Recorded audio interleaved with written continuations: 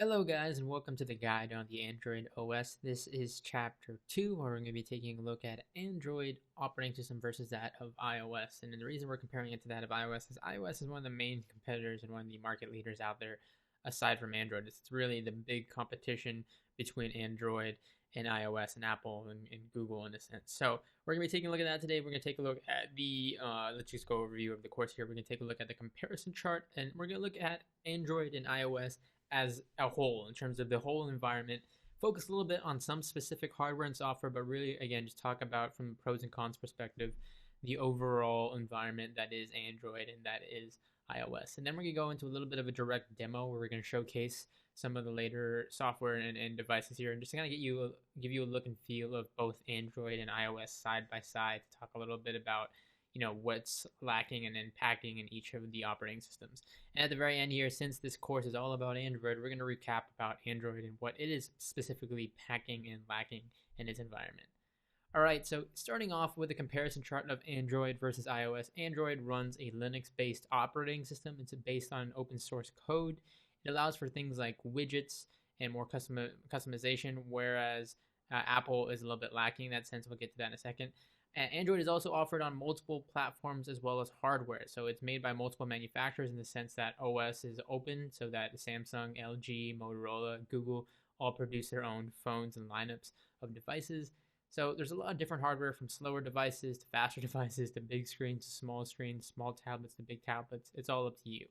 Android also features what's known as Google Now, which is like an assistant-like feature in comparison to that of iOS Siri.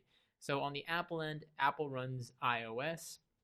It is not an open source, though it is based on an open-based operating system, though it's not open source. Apple is the only one who manufactures iOS for their devices. They do not license it out like Android does. As far as customization goes, it's fairly limited in the last couple of operating systems. On iOS 8, the latest one, there's been a couple of changes on the UI, but typically iOS has been very known for its simplicity and sticking to its traditional layout. It's also, like I said, strictly Apple, that the devices it's on, iPad, iPhone, and iOS, as well as a couple other devices, and it runs Siri as far as the assistance software built into it. Now, talking about the hardware breakdown, I just want to do a little bit of a comparison here with some of the latest flagship phones as of this video. On the Android side, you have something that is the Galaxy S5. That's one of the late flagship phones as of right now.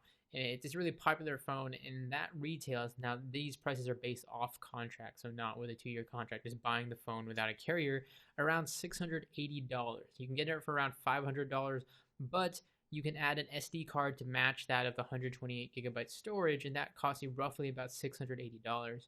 Whereas the iPhone 6, not the 6 Plus, but the 6 baseline model at 128 gigs, so the top of the line, I should say, not the baseline. 128 gigs runs you $850 without contract. Again, this can vary depending on your carrier, but if you're just buying it off contract, you are going to be spending more on the iPhone 6, which doesn't offer an upgradable storage, can be bought on contract or off contract. Same with the Galaxy S5, can be bought both ways. However, like I said, devices like the S5 feature micro SD slots so that you can put user upgradable storage on your phone. So you can have up to 128 gigs.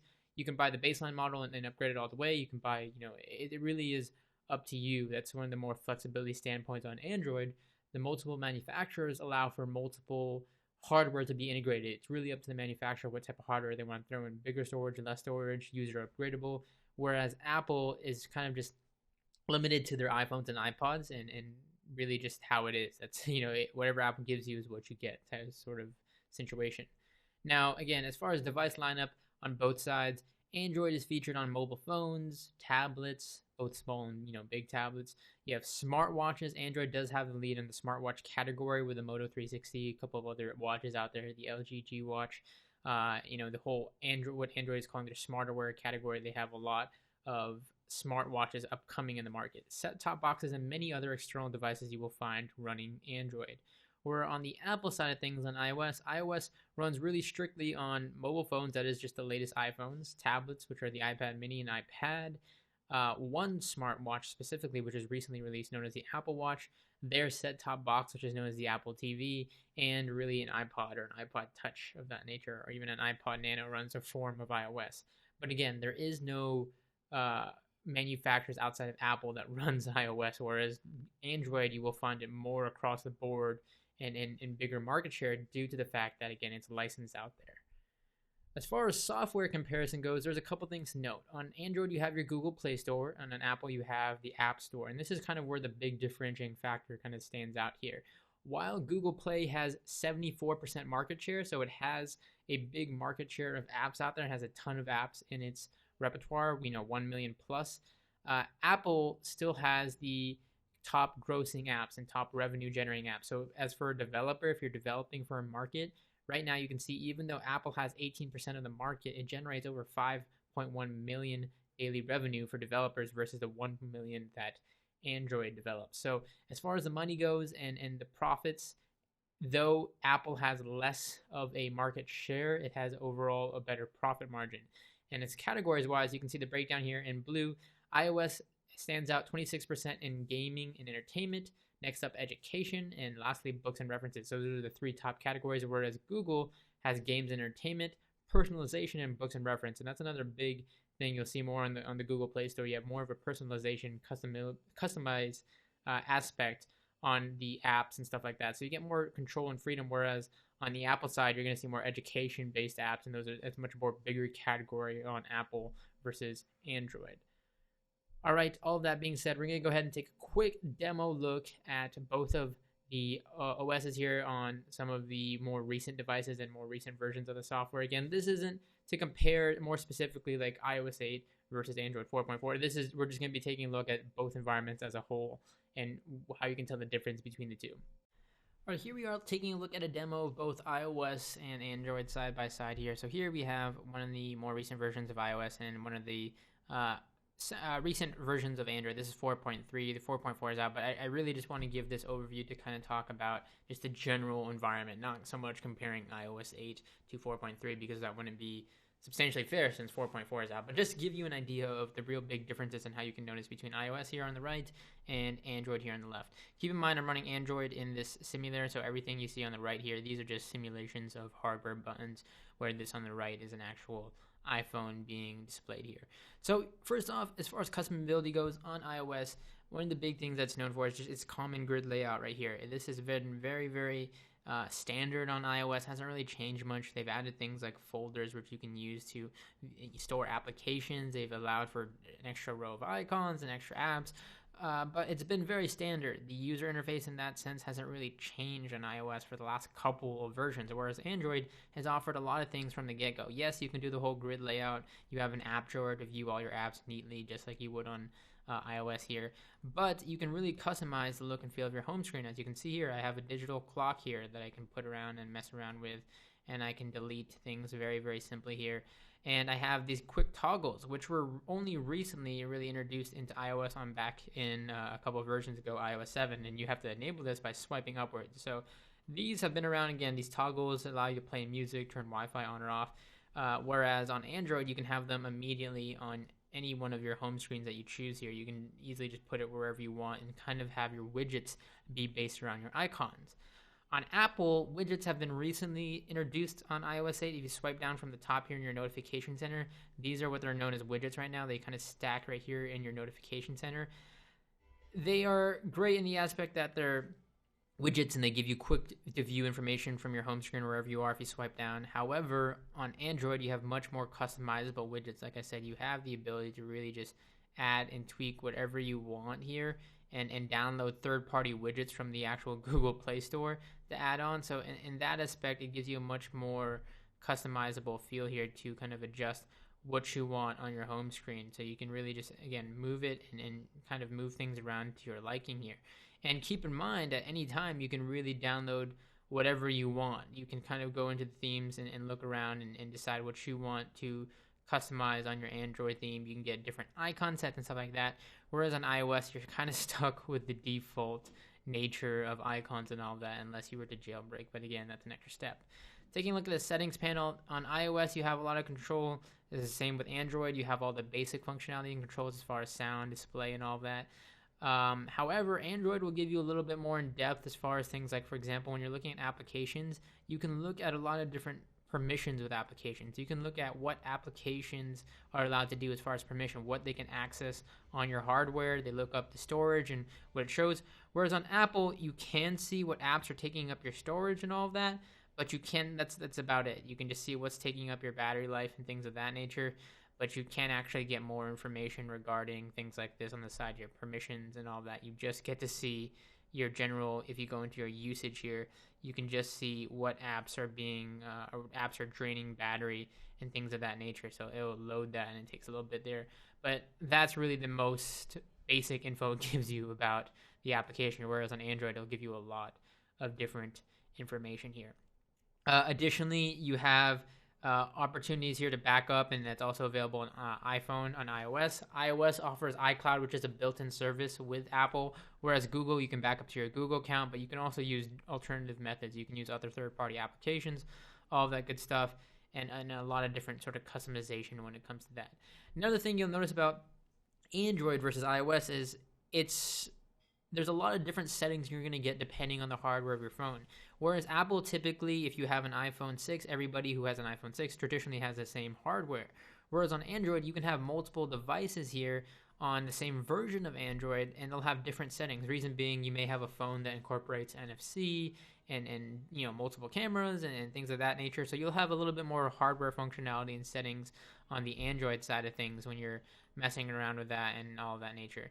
You also have other quick tips here, like you can see, or quick access menus like this right here. You can jump to your Google Now at the top here. You can have icons in your dock just like you do in an iPhone here. But again, just as far as customization goes, you can really skin and theme the Android device to your liking. Whereas on iPhone, mostly what you can do is change things like the wallpaper. So you can choose a new wallpaper here. They have dynamic wallpapers that were just recently introduced.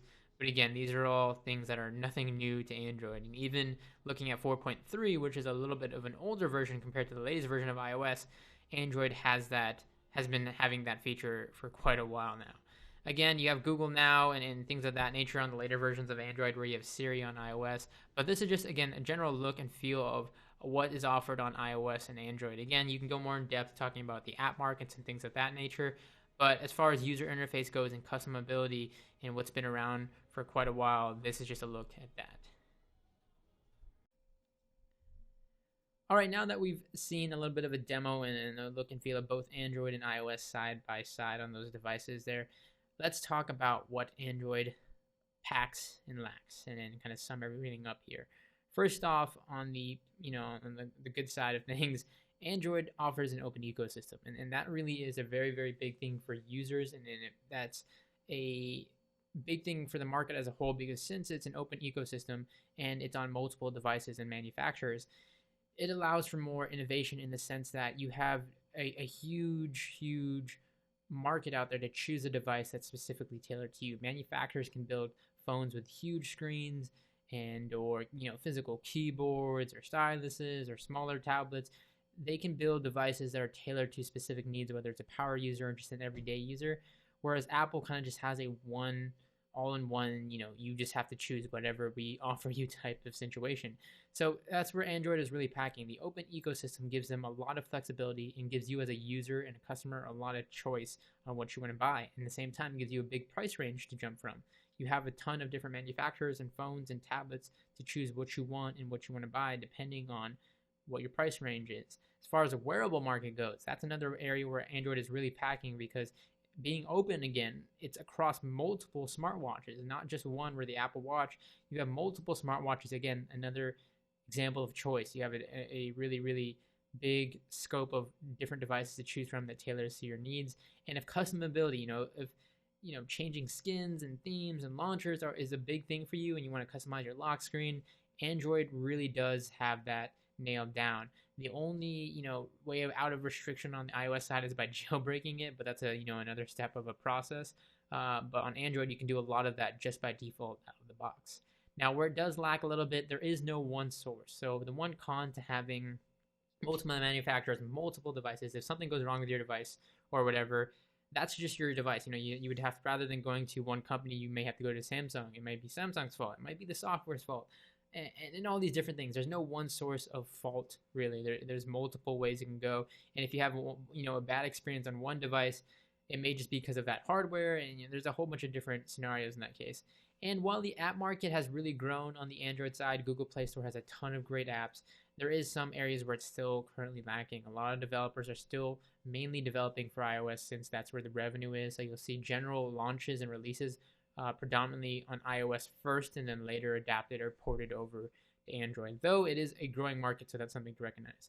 So Android packs in a lot of areas. It has a lot of great things going for it, and as far as an open environment and giving you the option as a user and customer to have choice and choose what you want to purchase and buy, that in itself really is priceless, giving you the opportunity to choose a device that's tailored for you specifically, rather than just kind of getting this one device fits all market that Apple has. And that's strictly with the iPhone or iPhone 6 Plus. Now they offer you a little bit of choice in their lineup, whereas Android, you're going to have at least 4 or 5 different phones that you can choose from that really suits your needs. All right, so guys, I hope you all enjoyed this chapter where we went over Android versus iOS and kind of looking at the pros and cons and where Android really is shining in certain categories and where it's lacking. Just kind of give an honest perspective of all that. Hope to catch you all in the next chapter.